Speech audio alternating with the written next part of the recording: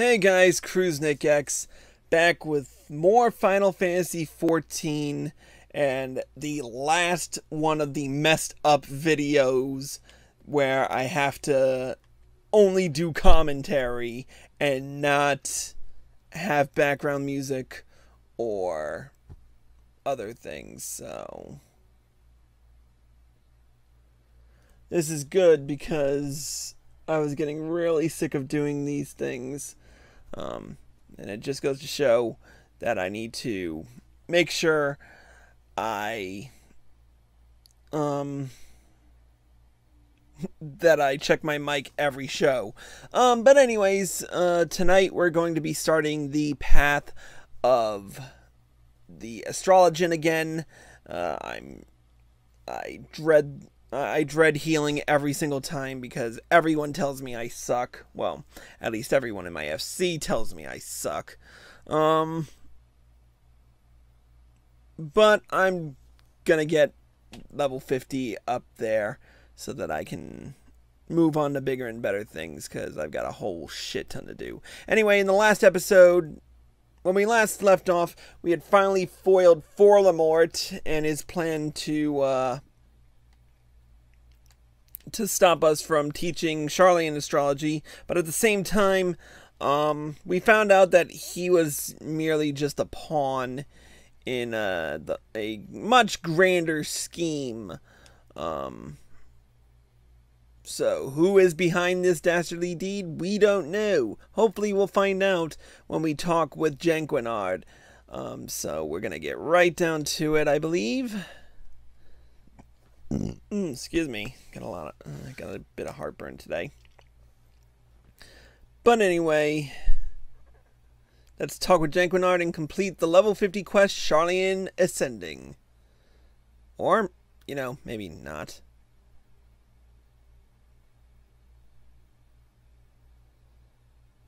Oh, and as you can see, we've, well, while we're waiting, as you can see, we do have our full Ironworks gear for healer, as well as our level 50 Astrologian weapon. Can we just... I really should think about these things. Oh yeah, I was counting off all the classes that I have left, and these are all just... Yeah, this is why I can't wait for to get through Stormblood content, because a lot of new outfits I've been waiting on. And I love how my hair obscures half of my eyesight, and then the Ironworks stuff obscures the rest. So that's a thing. But after this, we move on to Stormblood content, and that'll be fun.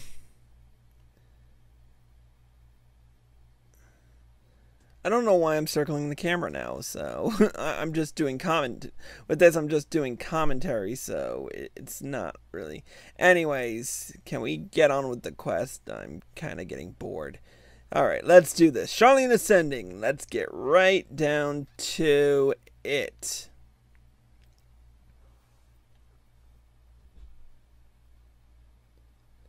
Now that my fine uncle has so grandiously agreed to discontinue his meddling in our affairs, I believe we may find our peers and colleagues more receptive to our proposals. Perhaps I shall begin with another trip to the vault, and to inquire about them reconsidering my petition to grant Leveva the opportunity to speak with the Conclave. We all have our strengths, Janquinard, and none will deny yours is convincing seemingly sane people to do your bidding. Chris here is a testament to that. I look forward to hearing of your progress. As for myself, there are still some questions I need answered. The first being, how exactly did Forlamort come into contact with the Charlian assassins?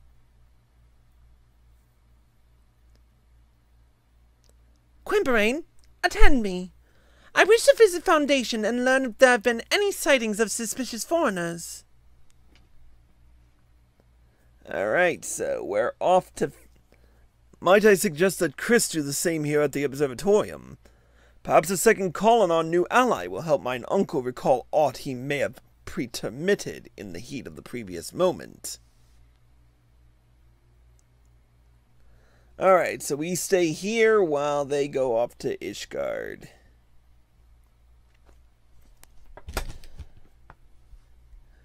Have I mentioned how much I hate the snow?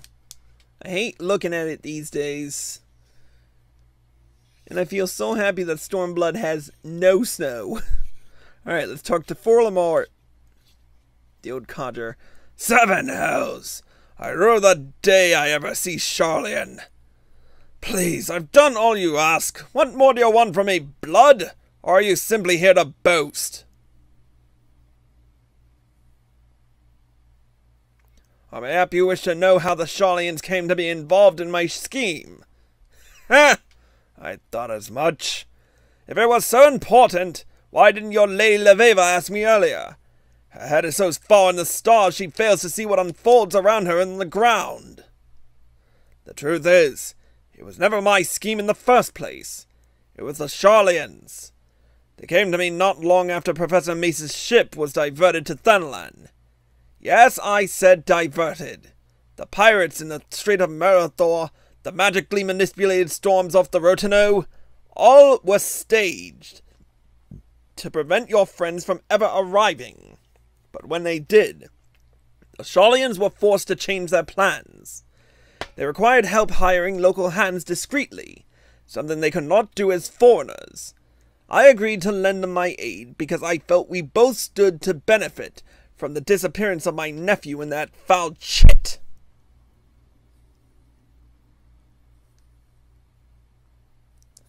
Alright, then we head down, all the way down. And I mean we went all the way down. Wait for it, and there I jump. Hey, 3 points, landed on a chandelier. Anyways. The Chief Astrologian? There's rarely a day when he isn't meeting with visitors from across the realm and beyond. Why, this past moon, he has been entertaining guests with very distinct markings on their faces. I asked Lord Voldemort whence they hailed, and he only answered, the north. So, people from the north, Well, off to Foundation now. And I'm sorry if you hear the background noise, I'm just fiddling around with my, with opening and closing my tack light. I should probably not do that.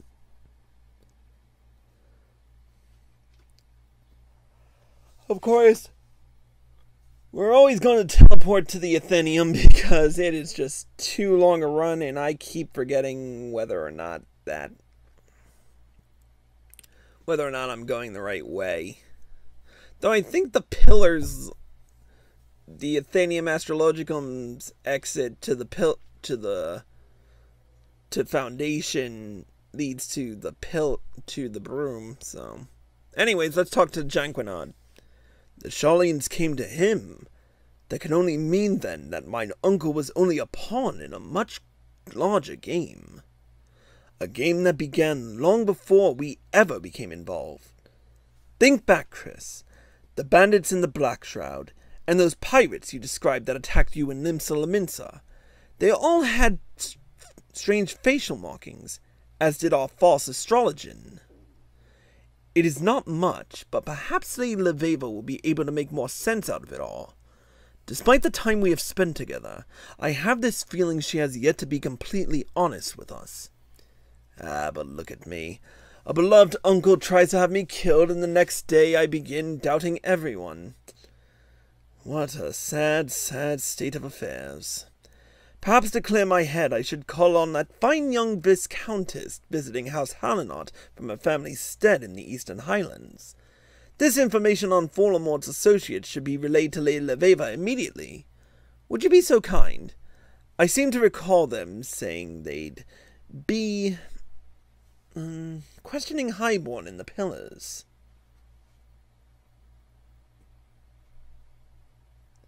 I kind of put that there because I'm kind of behind on this, so there's Quimperain.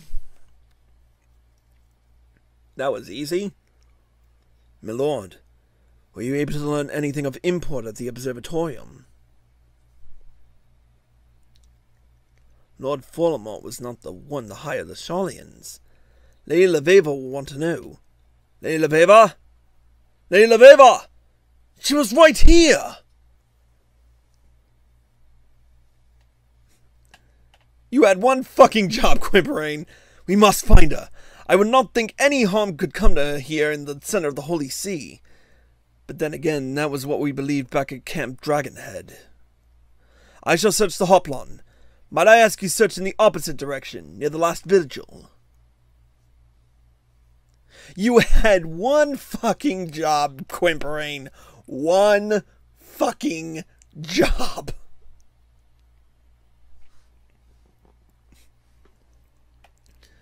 Alright, let's speak with this weird old world astrologian.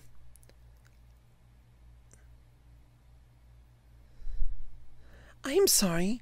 I think you have me mistaken for someone else. And I think you look strangely familiar. But anyway, there's Laveva.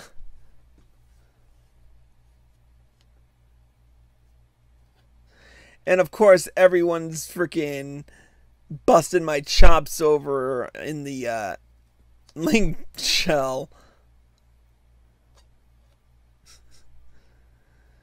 And of course, I told them to piss off because reasons. But anyways, I don't remember what I said to them at this point, but I know that I know most of my microphone was garbled at this point.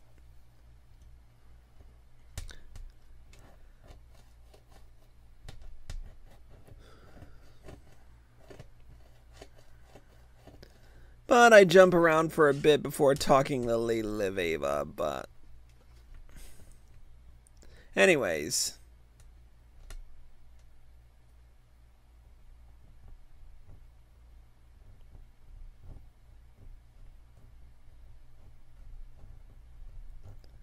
And they're still busting, and weird enough, they're still busting my agates on here.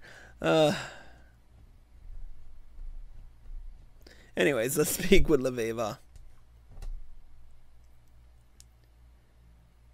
Chris, when you were speaking with Quimperain, someone approached me from behind and placed a dagger to my back. I had no choice but to be led silently away. Luckily, my assailant let down his guard when we arrived in the shadows, and I was able to deliver him a swift kick to the groin.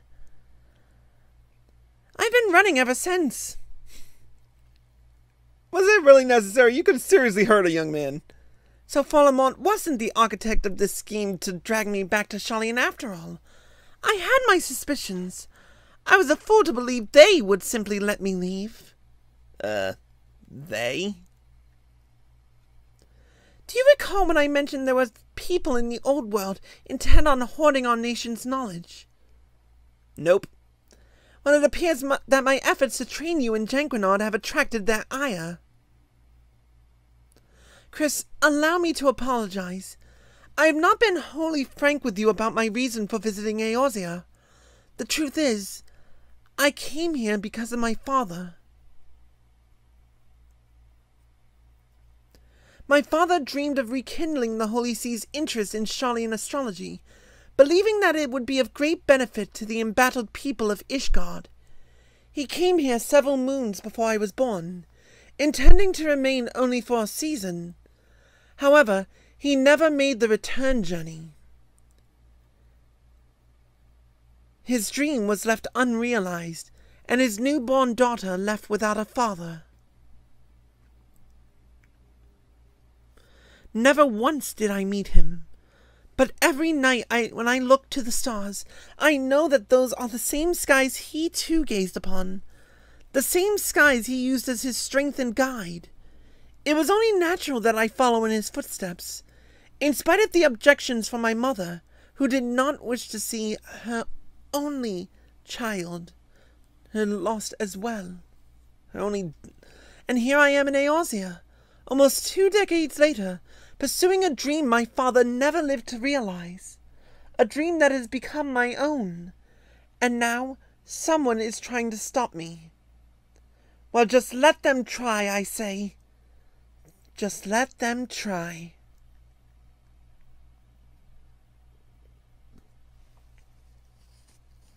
Lady Veva, a maiden of your beauty should not wander off without an escort. Monsters hide even in the shadows of the pillars. Maiden! Flattery will earn you nothing, Janquinod, but I will accept it nonetheless. Tell me, what did the vault say to our proposal?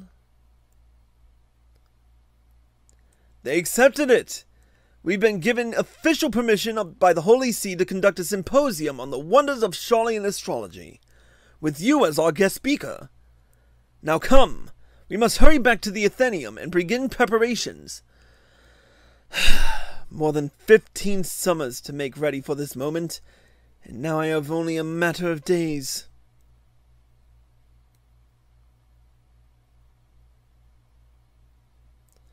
Alright, back to the Athenaeum.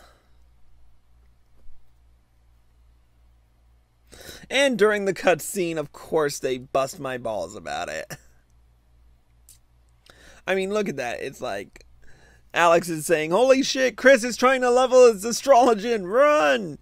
And of course, Varric, aka LZL, is just like, not tank.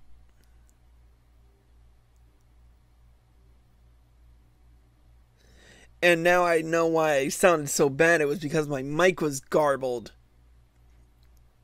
It wasn't because I was sick. Though honestly, I am kind of tired right now at the time of this recording. But anyways, let's speak with Janquinod and finish this up.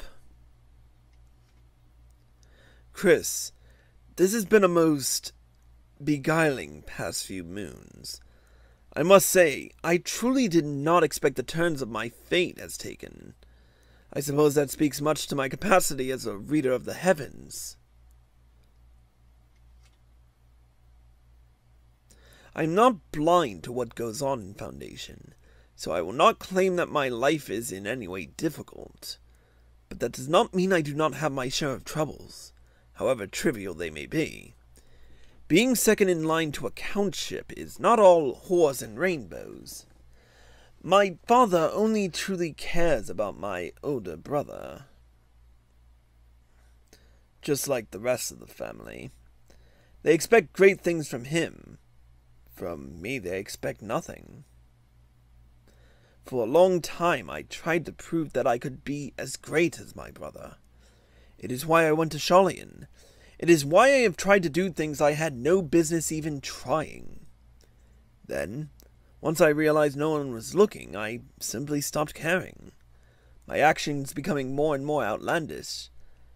Because at the end of it all, that is what everyone expected. But then you two walked through that door and helped me realize that maybe life is more than the coffin that has been fitted for me. Maybe the fate I believed was mine was not mine at all. And for helping me see that, Chris, I thank you from the bottom of my heart.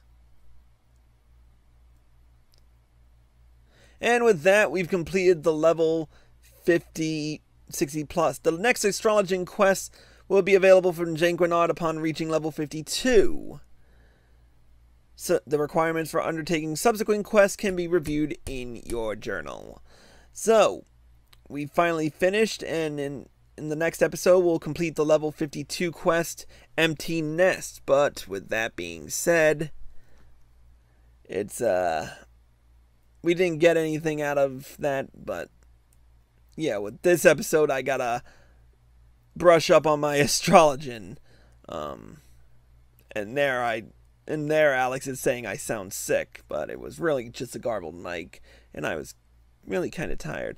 But anyways, so in the next episode, we'll complete the level 52 quest empty nest. But with that being said, that's it for this episode of Crusnik's Purgatory. Thank you all for watching, and I hope you all enjoyed the show. As always, if you're watching this on Twitch or live at PlayStation and you like this show, click the follow button below and be sure to turn on notifications. If you're watching this on YouTube and you like this video, click the like button below and leave a comment. Subscribe to my channel by clicking here. Click here to watch more by me. Click here to watch the next episode of Path of the Astrologian, and click here to watch the previous one. Until next time, Crusnik X, signing out.